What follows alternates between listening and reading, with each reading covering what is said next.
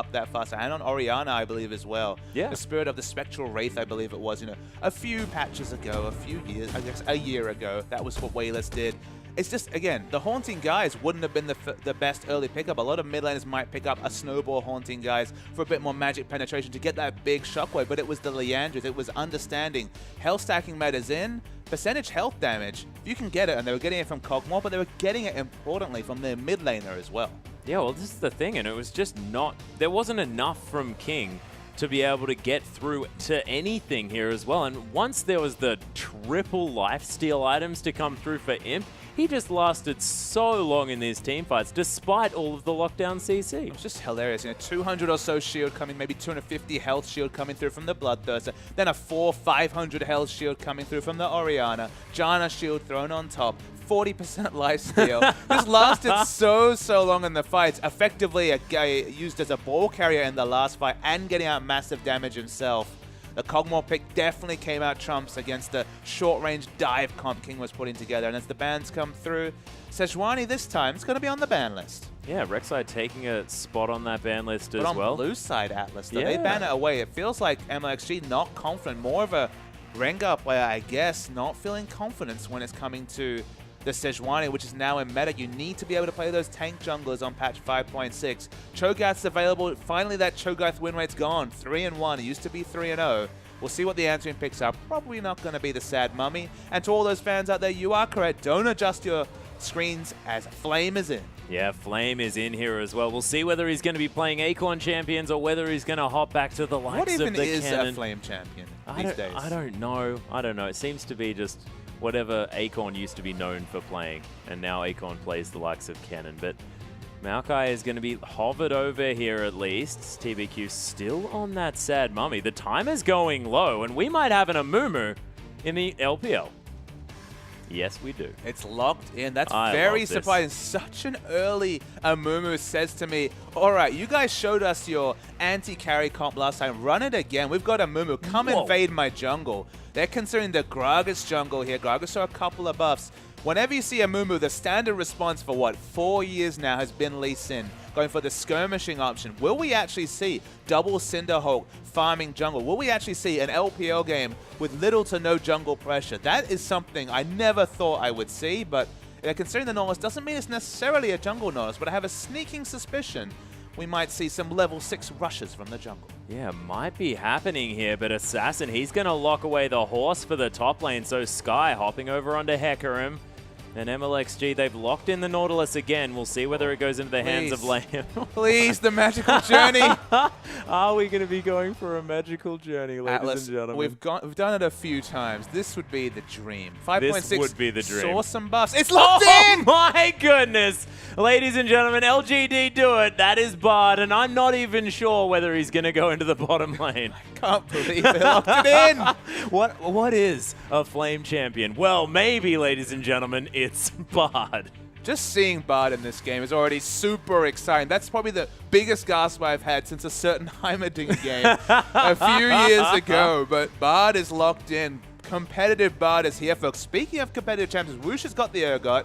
Elise sees his triumphant return to the meta, of course. Saw some very strong quality of life changes, specifically a bit slower in range form, but 355 base movement speed in spider form. That's the same, if you're following at home, as the likes of Master Yi and Pantheon, the fastest of melee champs. You can do so much gap closing. Also, the cocoon speed is faster. That cocoon speed is ridiculously good. And why those both need to be discussed, Elise is still feast or famine. You either get all your work done in the early game, win the game for all your lanes in the early game, because in the late game, you've only got the cocoon. You're not Lee Sin when it comes to peeling in the late game. You don't transition as well from a damage dealer to a peeler like Lee Sin manages to do. But at least they're going for the early game, and the return of Wayless's Anivia, an excellent Anivia player, cool already having some success on that champion. But this cast and this game is going to be full of magical journeys. It is just going to be one magical journey, ladies and gentlemen. I'm so glad that you can come with us on this ride. As PYL, who we've discussed has a fantastic roaming style, it's going to be a little bit better now, as he can go around and pick up those charms in the jungle. Oh my goodness gracious. Oh my gosh. Well, look, we'll see how this works. Of course, not with the highest of win rates in the old solo queue, but PYL will see whether he can make it come to the forefront of competitive play as we see Flame on the Maokai this time against the Hecarim. Pretty standard matchup there on the top side of the map, but the jungle, that is what I want to talk about. TBQ on the Amumu, and we've got MLXG on Elise. I thought the Amumu would be the overreach this game in terms of new meta picks, and Nivea, of course, returns. Wave clear in the middle, that's going to be fairly standard. But the bottom lane, and I'm going to right now say I'm going to hesitate to call it a bottom lane because I do not know if you want to opt into a 2v2 with Bard Lucian against Urgot Nautilus. And there's the Bard. That's definitely Bard. It's the same icon on the Chinese client as the Western client. Nothing else to say there. I think the lane swap has to be on. That's the only way you can roam, really, in competitive play. And Bard, it's certainly not an anti-roam, but this is one hell of a lineup coming through from LGD. Yeah, I'm very excited to see how this one's going to work out because, of course, what does Bard offer to a team? Sort of delaying certain aspects of a team fight, excellent sort of use around neutral objectives if you manage to sort of put a whole lot of people into stasis who are trying to take Baron and then smite the Baron away. Stasis either really works or it really doesn't, right? And the magical journey, that's what we're all going on, ladies and gentlemen. Yeah, well, let's get on to that magical journey as we head to the Rift.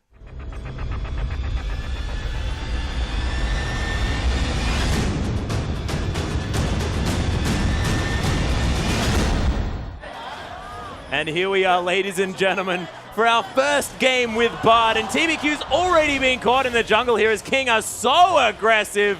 And the Amumu going to get counter-jungled from minute 1 exactly. And if you see an Amumu and a Bard in competitive play, what better thing to do than say, all right, you don't have that much level 1 power. Let's go in there, invade the jungle. But to pick up a kill feels even better. And crucially, TBQ used his flash. The Amumu's already risky first clear. Suddenly looks like maybe a bridge too far. Yeah, we've seen Amumu's die to Krugs, but he's definitely going to die when it's 4 champions as well. And that's at 1 minute into this game. King with already a fantastic beginning. The sad mummy doing some sick roleplay here, Atlas. He's really sad now. He's certainly sad and very lonely as well, considering the fact that there's no one else in that death chamber. As PYL just going to swag walk up this top lane, and it seems like they may get their lane swap. And I just don't understand why TBQ was so aggressively positioned in his jungle when your team comp literally screams at the top of its lungs, lane swap! You need a lane swap when you've got an Amumu jungle and a Bard on your team. If you want to do any roaming, you're going to at least scout for wards. That's what you have to. You have to scout for the lane swap with those aggressive lane wards. Stood in the middle of his jungle and just paid for it with his life. Yeah, well, this is the thing. And PYL continuing to get some wards down here as well. And a lane swap, this is where Bard might actually work. I mean, look, it definitely is much better than a 2v2, at least in its current balanced state. So the lane swap is on. They actually get the lane swap for the cost of a death onto Amumu. If he doesn't receive any more contests in the jungle, if he gets through happily with this double jungle, maybe it's not the worst thing. Yeah, well, we'll see how it works out here as we get into the laning phase of this game. Assassin continuing just to push out this wave. Does have a fantastic push on here as Wayless does his very best to try and hold this wave off the tower. Does a brilliant job farming underneath that turret, which is something that Anivias have struggled with in the past. MLXG going to use his Spiderlings to tank up this Grump as Sky helps him out there as well. And double jungle not going to be happening for too long here. So on the player cam, it says Wayless, but just to confirm to the viewers, we knew it was Wayless. We see his smiling, sunny disposition. It's definitely Wayless, even though he's labeled as God V in the client. God V. God 5. God 5. Maybe. Either doesn't really make Maybe that's the name of his ranked team. Maybe. Maybe he can't. He had Gold 5? Maybe that's. I don't think Wayless spent too much time in Gold 5, Atlas. I don't think so either. As Sky and MLXG going to do their best to try and break the freeze here on the top side of the map. As TBQ has actually found a binding here as well. We've got the Repel to come out, but Imp going for this one very aggressively. The failed flash from MLXG. I wonder whether there's going to be enough the flash from Imp to follow up. Is the piercing light going to be there? There's going to be the bandage toss as TBQ decides he deserves that kill. That was probably a very cathartic moment for the Amumu. He's like, that's what you get for the level 1 invade. Oh, yeah. Picks up the countering kill. So 1-on-1 the Amumu somehow picks up a trickle. We missed the start of that engage coming up. And Bud, he's in the bottom. He's in the bottom. He's getting some wards down here as well. Some health laning being very useful. Oh, super useful. You have no idea. Of course, does have those little shrines down as well in order to help out Flame as far as getting a bit of that health and mana back. He's placed them underneath that turret as well. Of course, your enemies can pick those up, so you probably don't want to put them anywhere where everyone can pick them up. In the mid lane, we've seen the return of this Cho'Gath versus Anivia matchup. We saw it in the first game. It was cool on the Anivia versus Lowe's Cho'Gath, and Anivia was actually 20 CS, doubling the CS early. Much better Cho'Gath performance from Assassin, who's now 3-1 on that champion, equaling the CS, so at least having a much happier time than Lowe in that previous game. Yeah, well, precisely. Imp actually putting some pressure onto Sky here on the top side. The 1v1 generally doesn't go too well, you could imagine, for the melee champion, and Imp does have Lucian here, who has a lot of skirmishing power. TBQ's going to find MLXG again, who's very squishy here, but Assassin, he rotates through first. PYL gets caught by a Rupture here, sort of incidentally, as we've got, there's the Noxious Bite to come down. Liam gets the stun. PYL, I'm sorry, you continue to probably do not a whole lot on that champion, but he's going to be able to stroll out of the way. The magical journey was sort of put down for fun. He went in for the magical journey, went through that portal, tried to get the exit kill, didn't have enough damage, wasn't able to pick up any meeps as he went with his auto attack. So again, his auto attack only doing base attack damage. Couldn't pick up the kill, flashed away. So first magical journey, a bit of a misfire, but still plenty of times for that story to be much happier. Yeah, it was still definitely magical, as Wayless going to continue to try and farm out this wave. Has taken a lot of damage. Assassin's been yelling at him quite a lot here in the mid lane. Of course, that egg form still going to be available, so Eggnivia going to save Wayless's life if he does get bursted down. But Assassin about to hit that level 6, and he might just eat the egg. And no Ignite available might be a relevant consideration. Doesn't have a lot of items just yet, so probably will do a lot of the damage, but I feel like Anivia might live if the egg comes up under turret to just deter a potential turret dive with the Vorpal Spike auto attacks from the Cho'Gath. Just trying to really look at these CS values. We've been very distracted, just trying to follow Bard and seeing what happy, fun times have been up to. Speaking of happy, fun times, that's a pretty good spot for a journey. Yeah, and Sky actually does get the ward over the edge. Of course, no vision available for PYL to spot out that horse coming through. And the dive could potentially be on, but it's a really nice pink ward here from King just to make sure that no one's going to get into that brush unseen. Another magical journey going to be taken here by PYL. But not necessarily a mass. We're waiting for the decisive magical journey. I mean, we were all thinking about perhaps OMG bringing the magical journeys out with leveling and aggressive pathing. We haven't quite seen. I mean, you don't necessarily see Amumu Bard as the most synergy. You know, maybe you expect more of the Lee Sins in the world. But there is always that scenario. You can, of course, see it in your head, the curse of the sad mummy coming through. Curse of the sad journey. The curse of the sad journey. Well, I mean, that's what PYL almost had. He almost died from the first match. That would have been a very sad journey. Yeah, and TBQ sort of just taking the journey to try and engage a fight and just instantly dying. That would be a curse of the sad journey. As MLXG, he's going to find the bottom lane here, but PYL just gets bursted down. That is going to be the ultimate coming through from Sky to lock that kill down. Imp was just feared. Nothing he could do to help out, and King have had a fantastic start this time around. They went aggressed upon, no ultimate development. They couldn't buy any time, so PYL dies first. Lucian didn't have flash up. If they trade tanked effectively under turret, they should have been able to pick up a second kill, but King, they just keep pushing this wave and denying, importantly, the AD carry away from a farm. Yeah, and it's sort of the opposite of what happened in the last game here, as well as Flame's actually going to teleport here to the top side of the map. You can see, as far as those CS values are concerned, Wushin having a much better game, 66 to 50 in comparison to those AD carries. PYL just going to wander around this map some more, see if he can find some chimes. And MLXG going to counter jungle away this red buff here as well, and TBQ's just had sort of no presence in his jungle really as far as these buffs have been concerned, as MLXG going to take that one away, and the vision available for King as well, aggressively placed on this top side of the map, is huge. So King, they're trying to kill the Amumu at his red buff. Don't know how successful they'll be right now. They're lying in wait. You have to expect TBQ is going to check his red camp right now.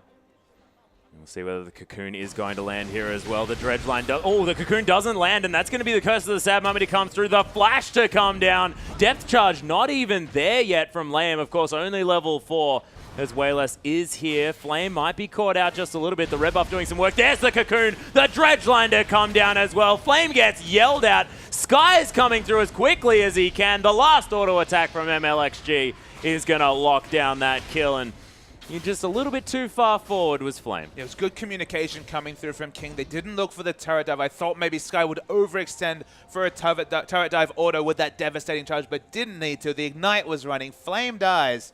And LGD, they certainly haven't been able to get any rotational advantages from the Magical Journey. POL has been doing a lot of roaming, but crucially doesn't have a Sightstone yet. So even though he can get some very aggressive wards with the Magical Journey and just the ability to pick up those chimes and get around the map quickly, without Boots of Mobility or even the Sightstone, just not much he can do in terms of impacting the map. Yeah, hasn't quite managed to get there yet. Even sort of the Cosmic Spark not going to be coming through for those stuns either. We sort of haven't seen him impact a lane on the roam either. Just sort of been roaming around trying to get sort of more aggressive vision, but hasn't even managed to do that, really. He just doesn't have the wards, doesn't have the Sightstone. That's the first big purchase for any support is a Sightstone, and just isn't complete at this point. When that's completed, maybe he'll be able to get some aggressive wards that other supports would struggle to do. You know, maybe a Jungle Gragas can get aggressive warding in, but not many people have things like the Magical Journey to be able to get them over those ledges and get the very aggressive wards. Not to say the enemy red buff, but they have an Amumu. You don't necessarily see the synergy. If they had a skirmish jungler who needed aggressive wards, like an Elise, to be honest, it could be very useful. But speaking of Elise... Yeah, the swap going to come through from Imp here as well as the Cocoon not going to find its mark. It's a nice relentless pursuit from Imp and the flash to come through as well as the culling just going to try and deter King from going any further forward. Wushin does have the tier available, not able to pick up the Manamune completely just yet as TBQ, he's coming through here as well. Lamb's just going to get destroyed from this one. Eventually, of course, fairly tanky on that Nautilus as TBQ picks himself up another kill. And there's a lot of scaling coming through from LGD. Amumu at level 18 has so much health, so much damage consistently over a long fight. So does Anivia. Of course, there are a lot of power troughs coming through Amumu, very gated by his ultimate in terms of his impact from level 6 onwards. Very long cooldown that ability. Anivia has to get the scaling going from the Rod of Ages, and PYL at this point still doesn't offer too much before he picks up some items into roaming. PYL is caught by a Cocoon. Yeah, these Acid Hunters coming through with so much damage as well. Oh my goodness, that was disgusting. As Imp now in the line of fire. TBQ does find his way back around. MLXG is very, very low. The Noxious Bite to come through. The heal comes down as well. Curseless Admo, he gets there, but Sky teleports in, and TBQ devastatingly charged into the wall, and he's actually blocked from his turret there by King. Beautiful positioning. As Wayless might be in trouble. Assassin not going to find any of his skill shots here. Just going to be a gentleman, though, and head back down that river. And the crazy thing is that Flame had teleport available, chose not to come down. So many advantages come through now where they're going to get their dragon as well. That's a big power window for King. They were already winning this game, but winning trades and now controlling the dragon. It feels like everything's coming up King, even despite the small 1,000 gold lead. Yeah, it's not too much to write home about now at the moment. At 12.5 minutes into this game. Of course, no turrets have been taken down yet either, but you have to think that's going to change as Flame is going to be able to get this one taken down in the top side as that one just falls. That is going to even out the gold here just a little bit. Only 500, and that is nothing. And when you're talking about 7 kills to 3, you'd expect a little bit more of a lead. One of the things that actually I thought was important that previous trade is that instead of going for a straight Manamune, it was actually the Tear and the Brutalizer coming through from Woosh. So those Acid Hunters were doing so much damage. Yeah. PYL died to basically 3 Acid Hunters and then 1 like round of spells from, at least it might have even only been the Spider Form Q, but that was enough damage to take out what was a full health level 5 PYL Bard. So, I mean, a lot of damage coming through. Now has the Manamune, so scaling's in full display. Definitely more of a Frozen Heart game because you're against the Lucian. If he's able to delay the situation where Lucian can really out-damage him during a fight, you know, just continue to apply that passive, 15% reduced damage from all sources coming through from Imp, and just get the Acid Hunters. If he can stay stronger than Imp till maybe 30, 40 minutes into the game, definitely going to be much more effective use of the Urgot than what we saw previously. We'll see whether they can make that one work out. Assassin does have his Rod of Ages in answer to the same one on the side of Whaler. So these mid laners still very, very close.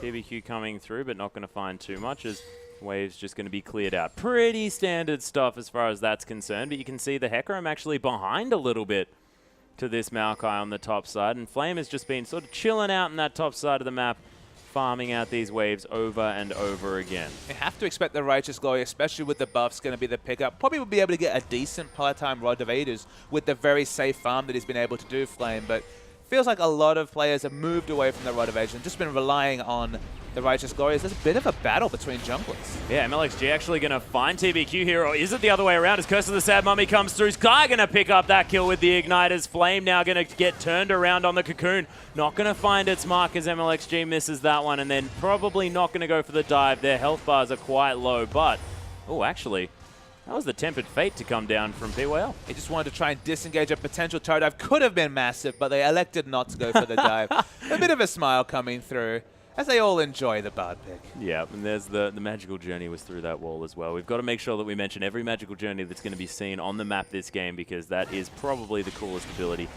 I have ever seen. As Flame just going to try and twist it, advance his way to safety. Almost manages to turn this one around as MLXG has to get out of there. Flame still a fantastic champion.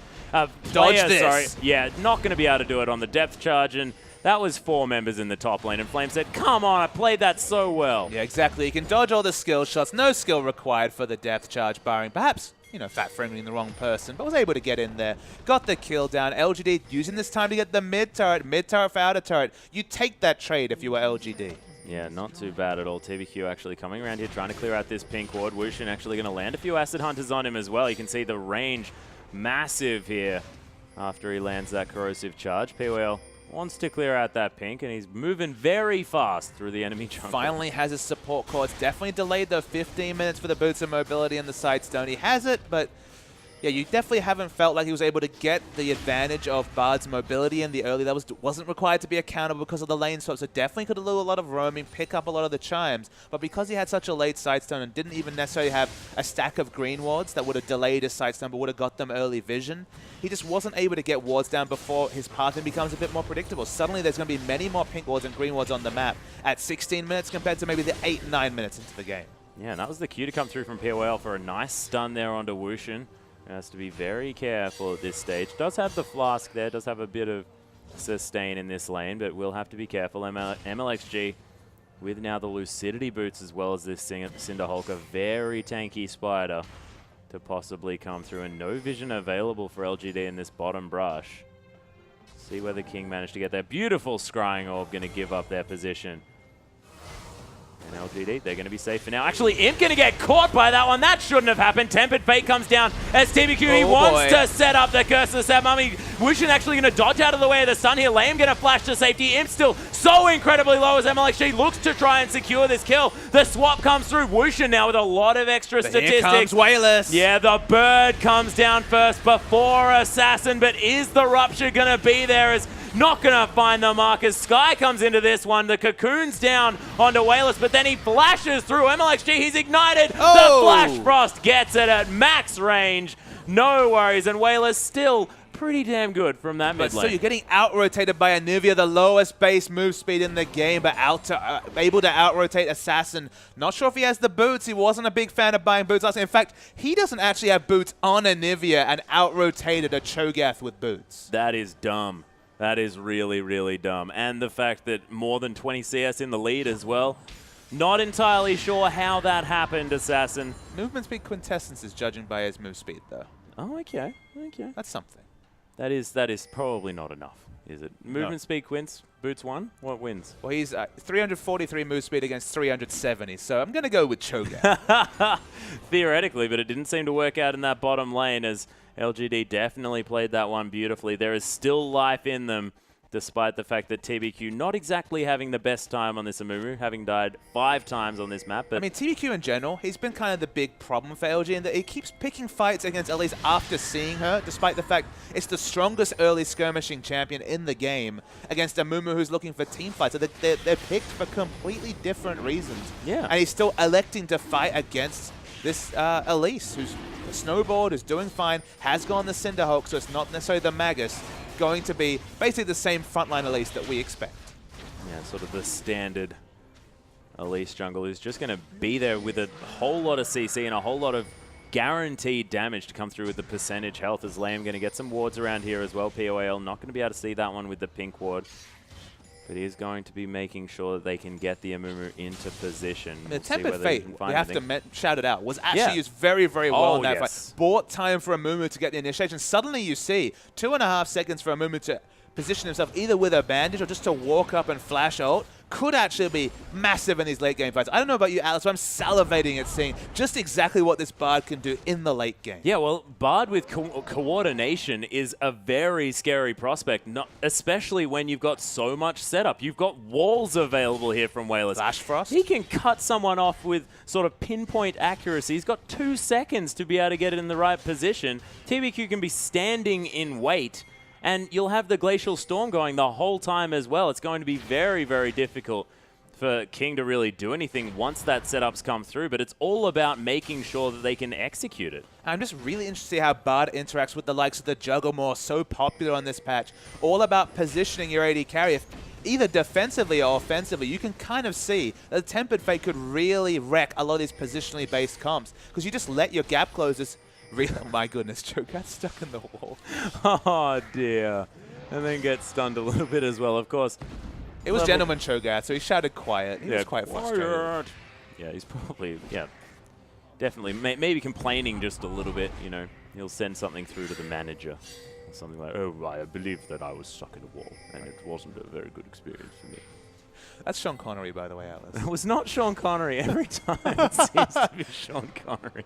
Oh, my goodness. Frozen Heart completed now from Flame in comparison to the Trinity Force there from Sky. POL going to get caught by another Cocoon. I mean, MLXG still has a lot of damage on Elise. These early levels, we've actually seen Elise, when we've seen her in other regions, just throw in the Haunting Guys, just like the old Elise used to be Sorcerer's Shoes, Haunting Guys, to be damage ready. CDR Boots still going to have a very similar flavor and just doing quite a lot of relevant damage. Imp has to respect Whoosh. That's why there's still a 20 CS advantage. Not massive, but present in the bottom lane. Yeah, and you can see actually that Glacial Shroud already completed here by Whoosh, so having that 20% CDR already available. We'll see whether he goes for those Merc Treads again or whether it's going to be the Lucidity Boots. Try and make sure that he can get up to that high cooldown reduction state. I have to think it's going to be some Runes and Masteries to help him over 35%. I think you need over 35% to do that last Acid Hunt, do the maximum amount of potential damage. So just going to work. The Frozen Heart being completed will be a big part-time coming through for Whoosh. He's going to be the one on his team to finish that item, as no one else builds it necessarily naturally, although Hecarim probably would have thrown it in at some point. Yeah, we'll see whether he is going to build it anyway, of course, is having multiple Frozen Hearts when, you know, you could be swapped out of range of that item with yourself there from Whoosh, and so might be still worthwhile as the Morellonomicon now completed by Assassin. The Athene's Unholy Grail for Wayless there in the mid lane as well. Actually, the teleport coming through from Sky, looking to try and make something happen. MLXG wants to get in there. The fear goes off onto Imp, and he just gets exploded. Oh my goodness. The Tempered Fate looking for something. That's just going to delay the death of Imp, though. There's the Repel going to come through. MLXG just looking to try and turn something around, but Sky so tanky now as well, with that Spectre's Cowl on top of all the damage from the Trinity Force. The Flash Dredgeline to come through. POL completely out of mana, gets ignited. That kill is secured. Sky now trying to turn around here as well. Flame tanking so much here. The beautiful Curse of the Sad Mummy as Wayless going to fall down as well. Oh my gosh, this tanky Assassin is just doing so much work, but TBQ is taking so long to die. Whooshin gets a double kill.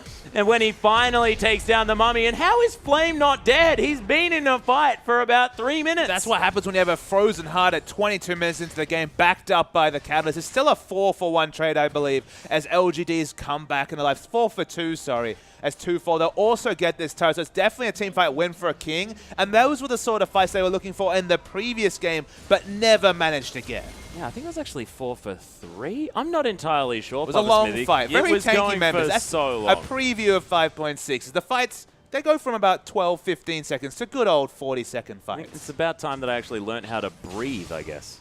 So maybe we'll have to be working on that one as these fights start to extend into this one. Randuin's Omen almost completed by TBQ, as it is going to be Static Shiv, the next option for Imp to complement that Infinity Edge. Is behind a little bit in CS, and now after that skirmish, Whooshin very, very strong.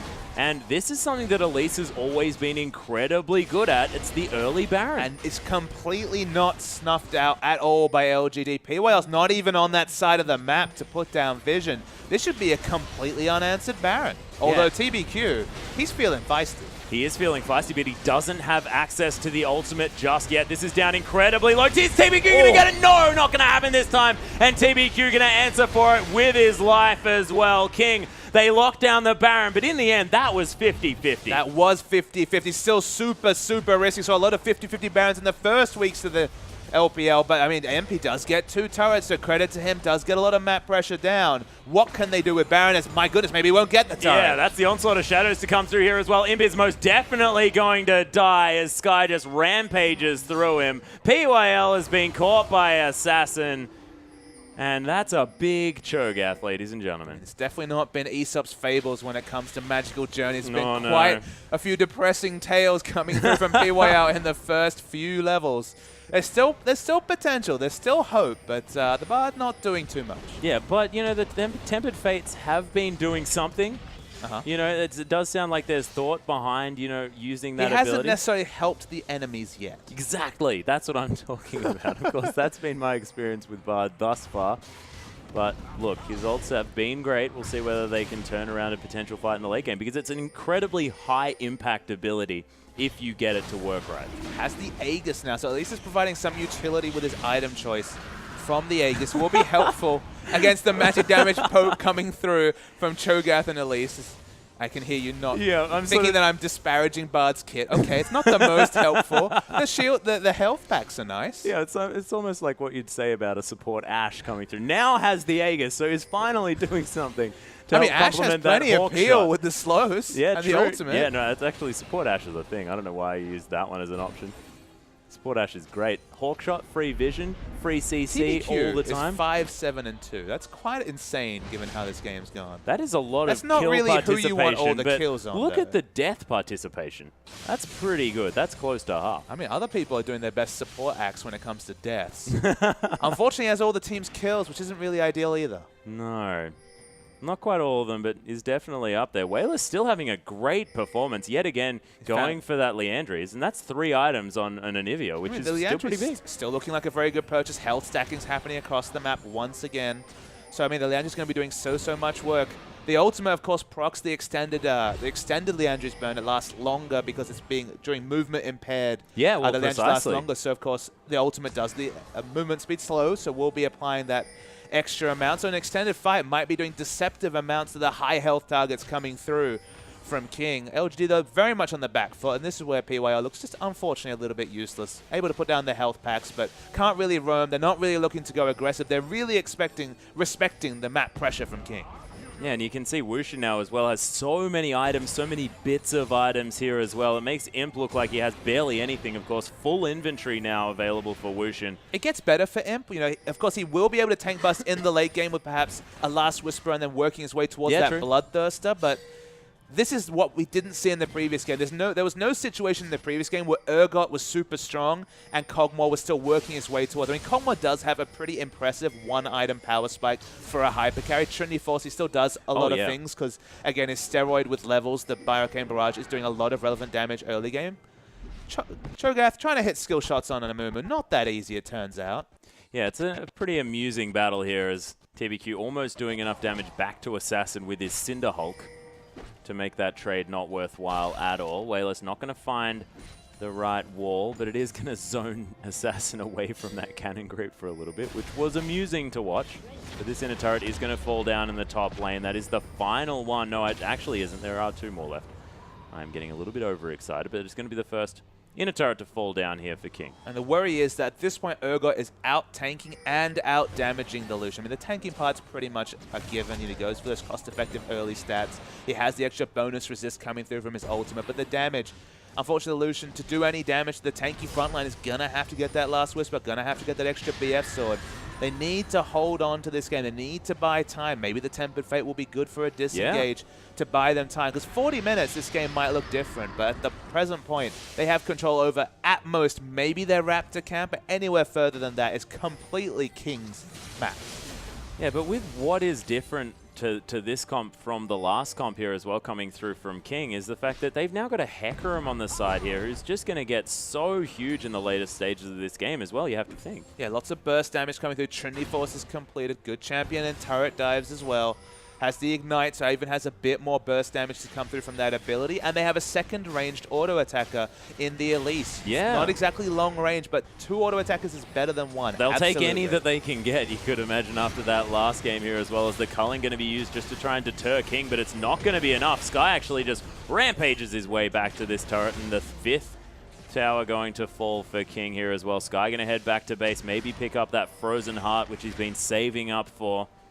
That Glacial Shroud been sitting there for quite some time. Just has enough for the Warden's Mail and a few extra wards here as well, as LGD now looking for exactly what they want to be doing next. And you can see, look at the defensive vision to come through from this LGD squad. This is a very different game to what it was last time around. Absolutely. They had a lot of offensive vision last game. In this game, those pink wards that King have had up around their river have been up a long time, Atlas. There's been no way for LGD to pressure them. They look like they're going to be able to pick up their blue buff. Unsettling in a Nivea comp and the stall she can prove out has often always historically been about denying blue buff, and that is the one thing Wayless has been able to keep. That's the one thing LGD have been able to do, is to keep this Nivea with a good, strong mana buy. Has the Athenes, now has blue, should be wave clear for days. Yeah, well, that's true. So we might be able to see sort of the old CLGU. Yep, good old Mentioned it Froggen. first time, it's still relevant here. Yeah, I think it's always going to be relevant, let's be honest. See whether, Froggen's too busy putting ham into service. Going deep with the references. Yeah, it's a little bit too deep, I think, as well. But Imp has picked up that Last Whisper here as well, so that is 3 items strong now for this Lucian. You can see he's definitely doing some big damage as Sky looking to try and come through. This is King lapsing, though. They've got both their blue and red buff. LGD claim their own buffs despite the fact they've had no control of their jungle. So that's lapses in rotations coming through. They should have clear timers with their consistent vision they've had for 6 to 10 minutes and have been contesting for enemy red and blue buffs at every turn. That's something that OMG, EDG, all the top teams are known for. Playoff teams should be better about timing out those enemy buffs, and those are bonuses to LGD, which get them closer and closer to that late game relevancy that their comp affords. Yeah, and LGD have managed to take control of their top side of the jungle as well, and this is exactly when Baron has just respawned, and this is where King should have been pressuring here on the top side. They could have really locked that one down. The Dragon is about to respawn. King going to lock down their 4th here, so that is very important, making sure that they can pressure out for that 5th Dragon as soon as possible. Wushin trying to throw in some Acid Hunters around the side, but it's not going to matter too much. This is definitely free.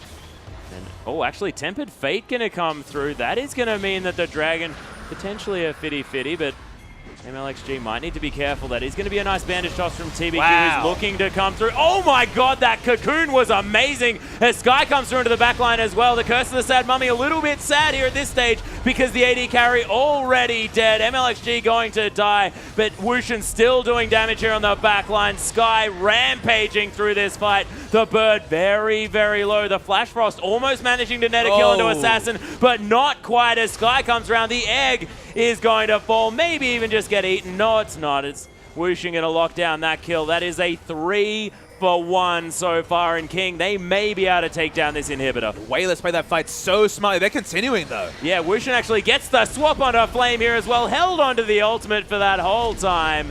The double kill, and that's the ace for 1 second as Imp just comes back up. And the base is broken despite their low attack ranges. Breaking the base was always going to be difficult against an Anivia especially. They're going to take this inhibitor. That's the big thing there for King. And that's the biggest inhibitor too, the bottom lane when Baron is still available. Absolutely, and this might make up for their lack of rotations, their poor enemy buff control and timing. If they still get the Baron, it makes up for their poor play. Maybe that's not necessarily a good thing moving into playoffs. They'll have to watch and control that. We're going to see a replay of this fight. The one thing I can tell you is that Wayless played this fight amazingly, but we'll focus on King. The burst damage onto Imp was huge, and then the cocoon as well. How did that even happen? Unbelievable. The extra speed was coming through, but watch Wayless in the backline separating and doing consistent damage with the Andrews the whole time. But in the mid, you can see it's just tanky members from King doing slower, low but relevant, consistent damage, and eventually the threats fall. Wayless keeps fighting, hits the Flash Rush to disengage his fight, but the Flash Dredge line from Lamb won them the fight. They finally got Ignivia to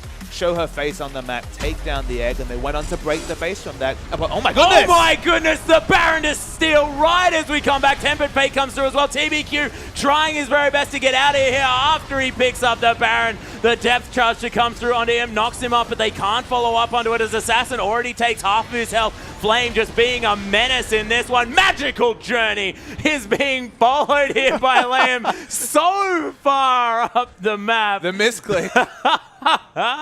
Is that how you make it work? Is you misclick on it and it cause, or you click on it and make your enemy use it? PYL died during it, and then the misclick would probably help, to be honest. Oh, beautiful stuff. But that was a mammoth steal to come through from TBQ. It was massive, but unfortunately, a member dying at this point. Okay, it's only an 8-second death timer. If they keep up this outer turret, then yeah, it's definitely a team fight win coming through from LG despite the kill score. This is King making significant mistakes. We already talked and dwelled upon the buff control. Why is that a second 50-50 Baron possibility for the steal?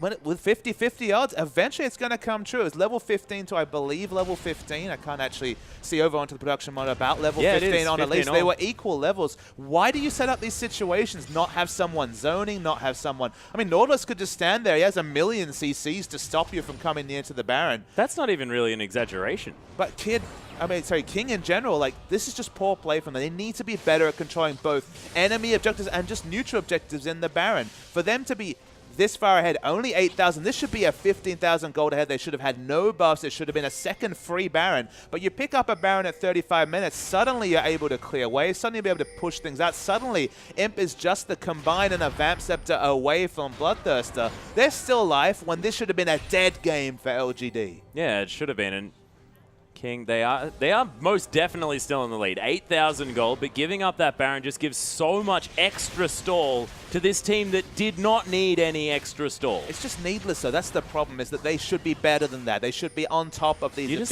You sound like you're a disappointed father. I'm very disappointed. You're not mad. You're just disappointed. I'm very disappointed. That's all I can say. They need to be better at these things, but they do have another win condition coming in a minute 45 with the 5th Dragon potentially coming through.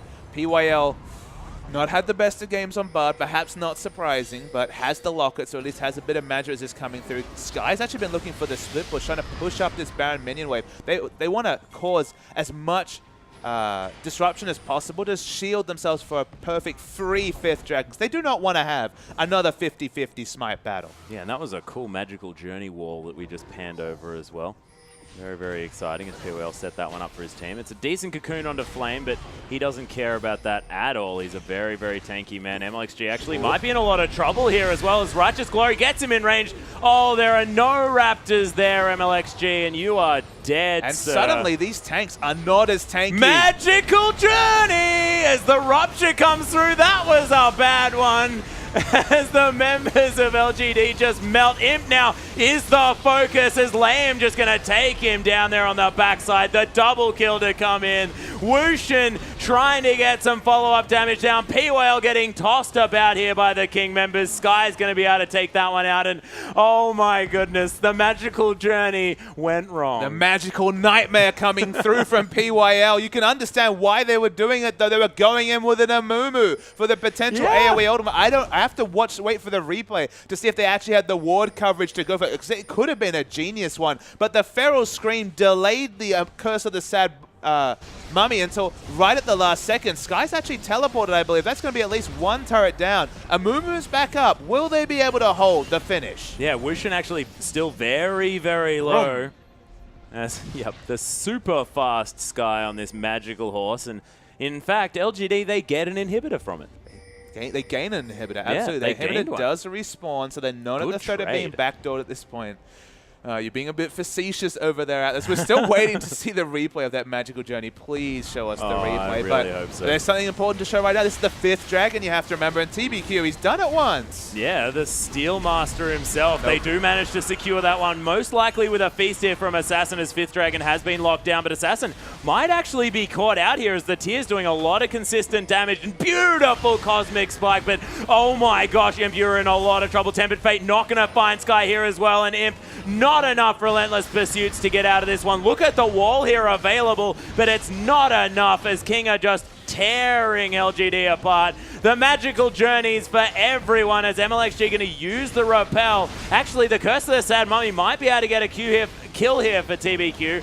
but it's not going to be enough. Flame against the world, and it's another ace for King. It's a much better executed comp coming through. Thank you very much, Observer. You are very dead, PYL, on bar. This should be the King victory. They executed the anti-carry comp much better than they did in Game 1. In Game 1, they made the failed engage and got outscaled by the Kog'Maw comp. In this game, the anti-carry was successful. The Urgot was doing a lot more damage than the Lucian, who was being chased away by just the Hecarim in fights. 1-1 is probably a fair result, and the debut of Bard, it was a bit sad times. Maybe left a little bit to be desired, but I mean, PYL will see whether he can bring that one out again and get a better performance next time around, because I have to think that, I mean, Bard, there are some potentially better team comps that you can build around that champion. There might be a more exciting magical journey comp to come through next time, Papa I was Smithy. so ready for that last magical journey that both Bard and Amumu went upon. But the Feral Scream just dealt with it so well. I don't know if he had Merc-Tres, but regardless, the silence duration felt like a long time. By the time he set off the Curse of the Sad Mummy, he was already very low in health. They weren't able to capitalize. You could see the potential. You could see some of the portions